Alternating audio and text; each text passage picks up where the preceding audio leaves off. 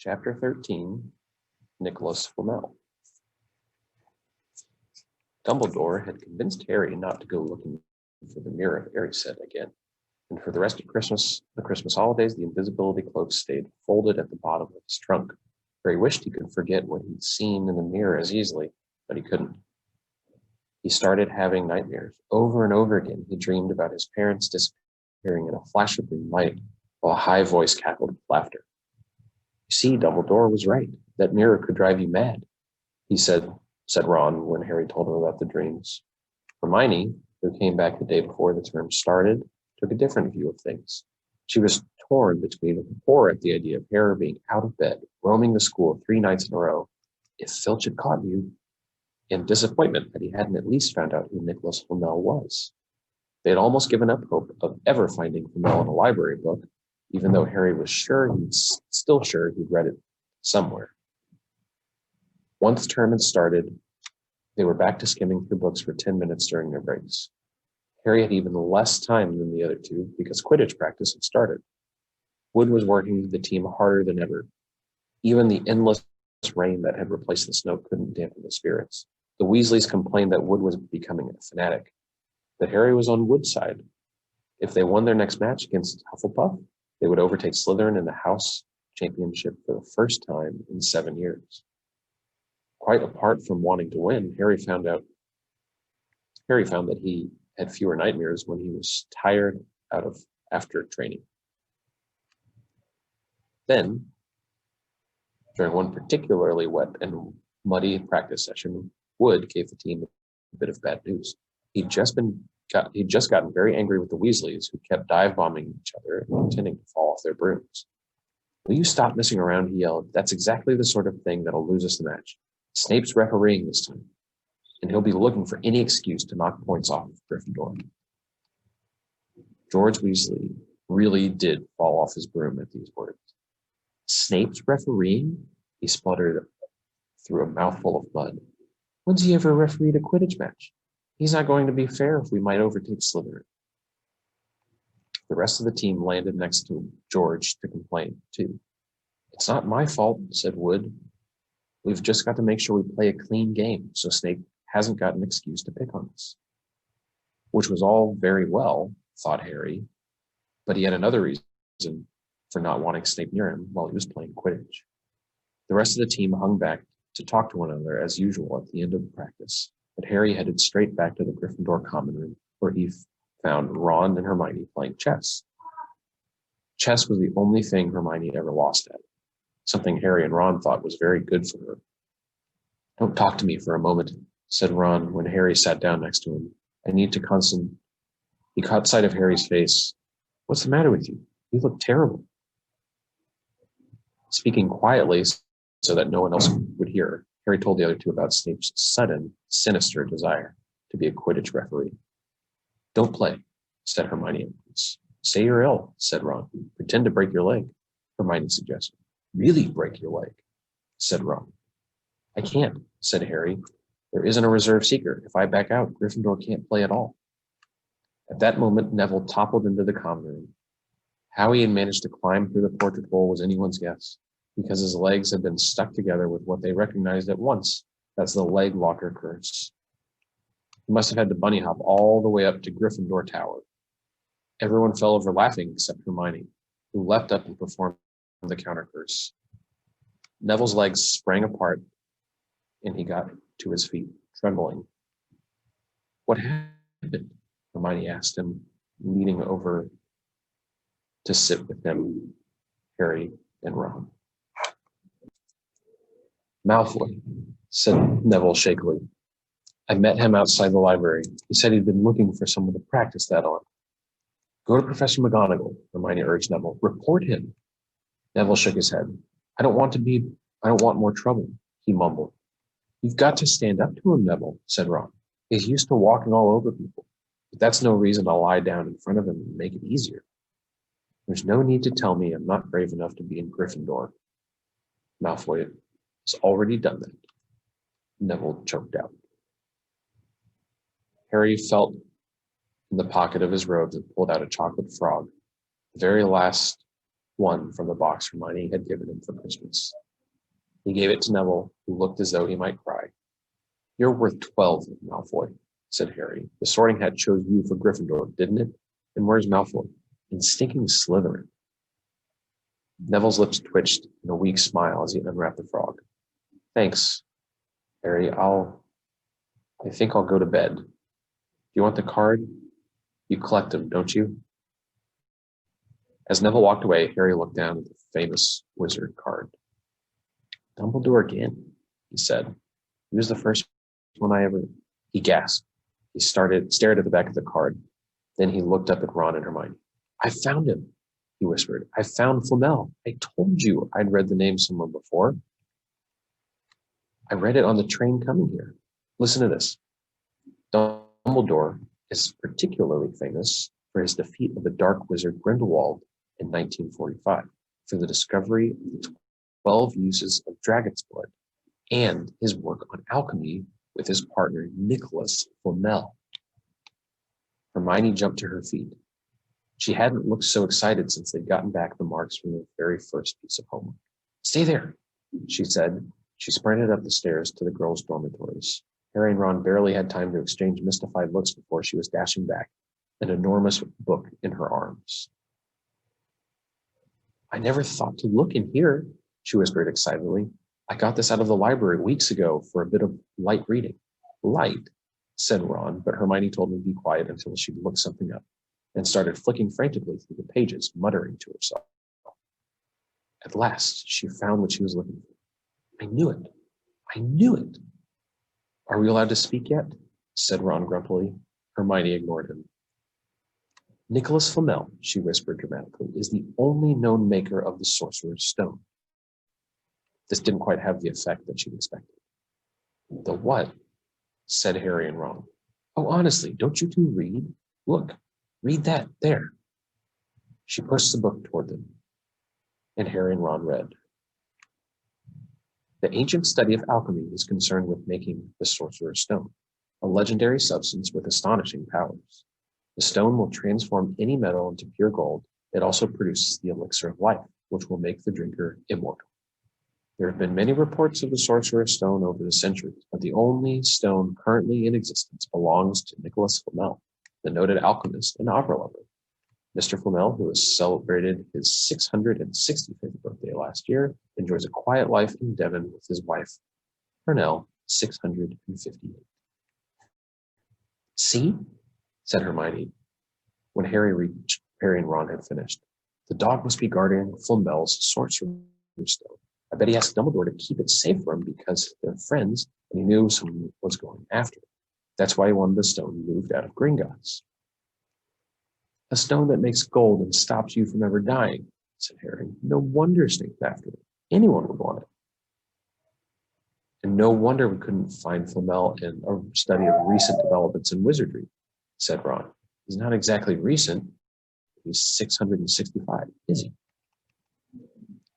The next morning, in Defense Against the Dark Arts, while copying down different ways of treating werewolf bites, Harry and Ron were still discussing what they'd do with a Sorcerer's Stone if they had one. It wasn't until Ron said he'd buy his own Quidditch team that Harry remembered about Snape and the coming match. "I'm going to play," he told Ron and Hermione. "If I don't, all the Slytherins will think I'm just too scared to face Snape. I'll show them. It'll really wipe the smiles off their faces if we win." "Just as long as we're not wiping you off the field," said Hermione. As the match drew nearer, however, Harry became more and more nervous, whatever he told Ron and Hermione. The rest of the team wasn't too calm either. The idea of overtaking Slytherin in a house championship was wonderful. No one had done it for 7 years, but would they be allowed to with such a biased referee? Harry didn't know whether he was imagining it or not. They seemed to keep running into Snape wherever he went.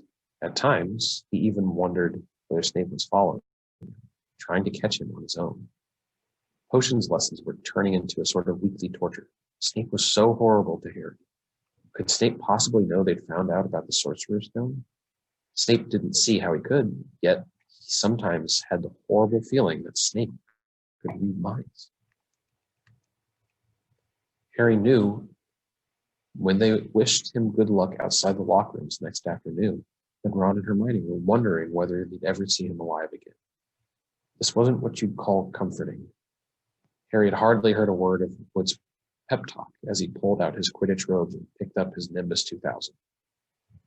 Ron and Hermione, meanwhile, had found a place in the stands next to Neville, who couldn't understand why they looked so grim and worried, or why they had both brought their wands to the match. Little did Harry know that Ron and Hermione had been secretly practicing the leg locker curse. They'd gotten the idea from Malfoy using it on Neville, and were ready to use it on Snape if he showed any sign of wanting to hurt Harry. Now, don't forget, it's Locomotor Mortis, Hermione muttered as Ron slipped his wand in his sleeve.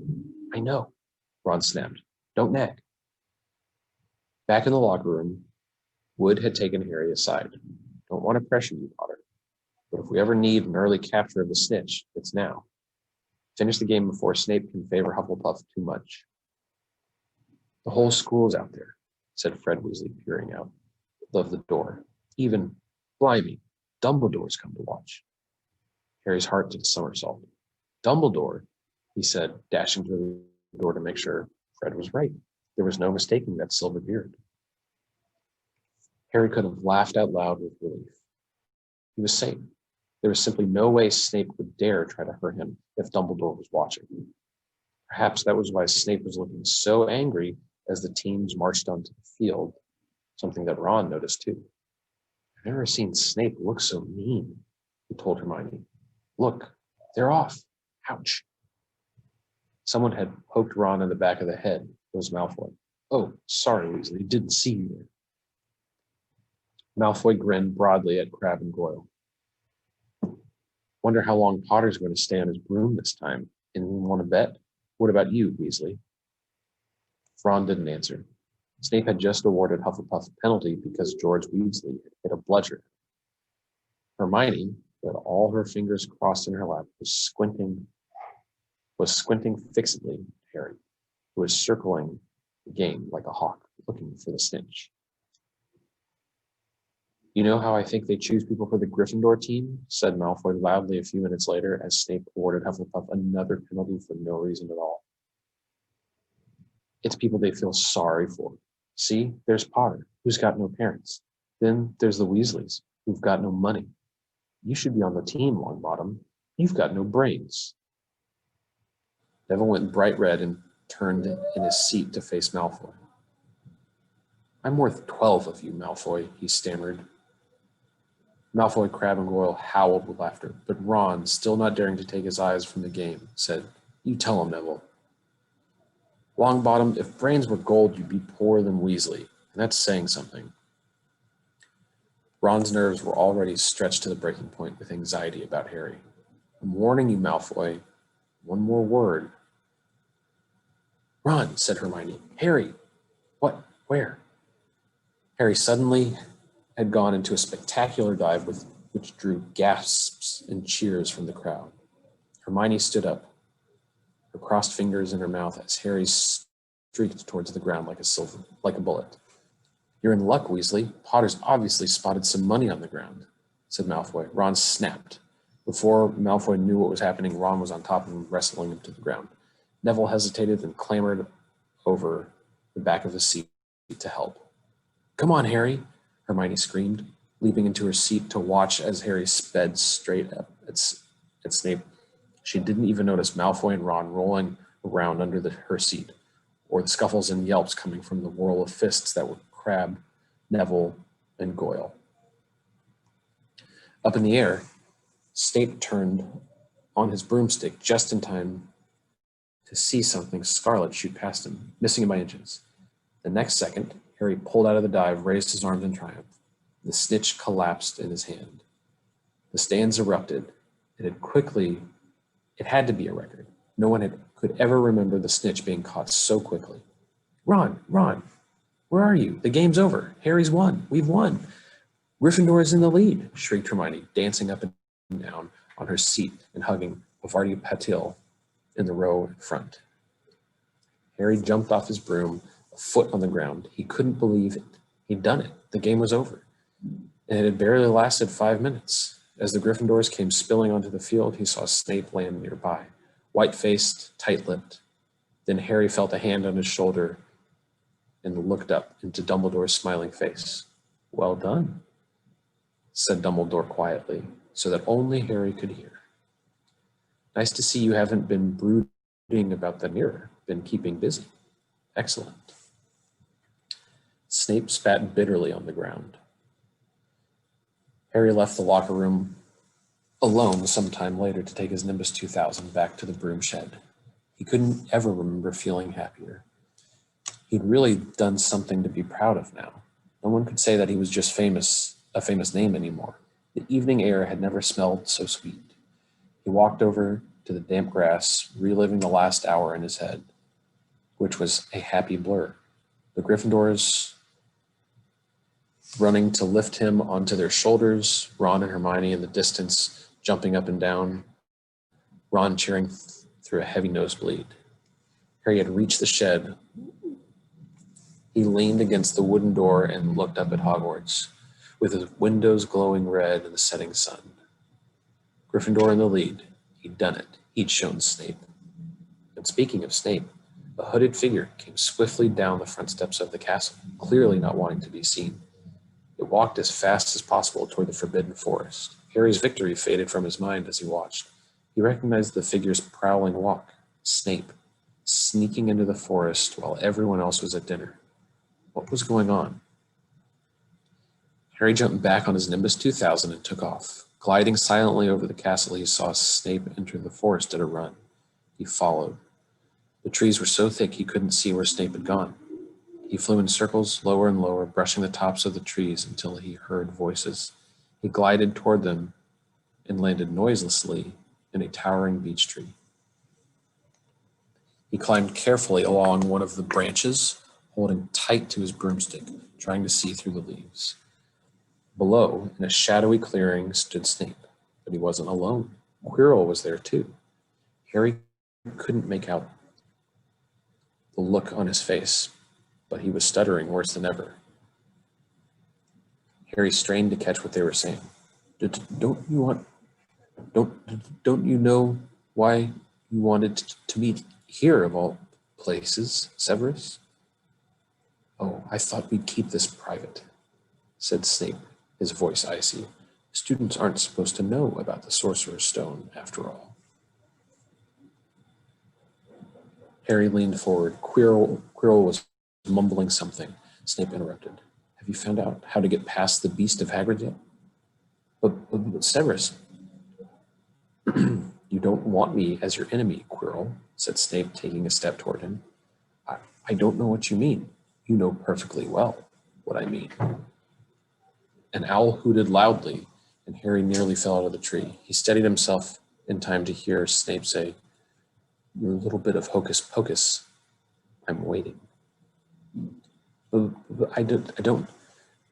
Very well, Snape cut in. We'll have another little chat soon, when you've had time to think things over and decided where your loyalties lie.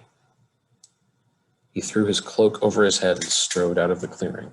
It was almost dark now, but Harry could see Quirrell standing as still as though he was petrified. Where have you been? Hermione squeaked. We won! You won! We won! Shouted Ron, thumping Harry on the back. And I gave Malfoy a black eye. And Neville tried to take on Crabbe and Goyle single-handed. He's still out cold, but Madame Pomfrey says he'll be all right. Talk about showing Slytherin. Everyone's waiting for you in the common room. We're having a party. Fred and George stole some cakes and stuff from the kitchens. Never mind that now, said Harry breathlessly. Let's find an empty room. You wait till you hear this. He made sure Peeves wasn't inside before shuttering the door behind them. Then he told them what he'd seen and heard.